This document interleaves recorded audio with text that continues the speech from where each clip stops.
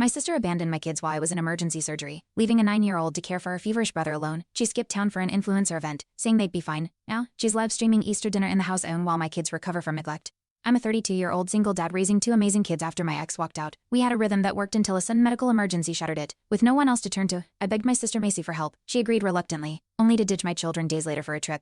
My trust in her was barely there, but even that was too much. Macy always played the victim, smiling sweetly for our father while stabbing me with digs about my chaotic life. Uncle Rob warned me she was using the kids as props, but I wanted to believe she'd changed. When I called from the hospital, Macy said everything was handled. That night, my daughter texted, "He's hot." I gave him water, no meds, no supervision, just a scared kid playing nurse while her aunt party. Post-surgery, I found my son weak, rash-covered, and my daughter hoarse from crying. Macy left them with frozen meals and ignored calls. When I confronted her, she claimed they overreacted. Deb backed her, said I was dramatic. I showed Uncle Rob photos of the rashes. He swore he'd help, but Macy twisted everything online, hinting me as unstable. I started recording everything, terrified she'd do worse. Macy escalated. She posted passive-aggressive reels suggesting I faked illness for sympathy. People believed her. I was called a manipulator. Even family friends turned cold.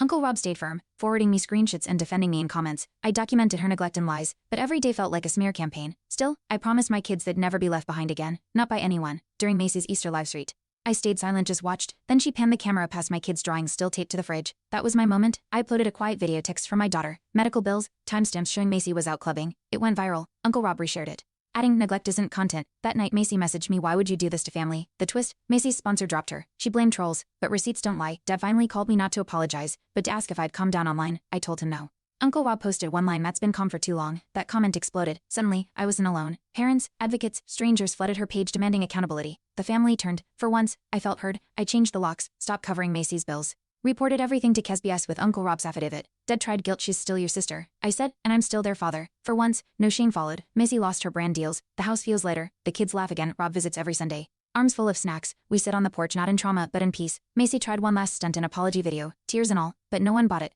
The comment section tore her apart. I didn't respond. Didn't need to. My silence said it all. The house is mine again, legally and emotionally. My daughter painted home above the doorway. Uncle Rob smiled, saying, "That's your legacy now. Not revenge, just protection, love, and a second chance." Thanks for watching. Hit subscribe to check out more stories on my channel.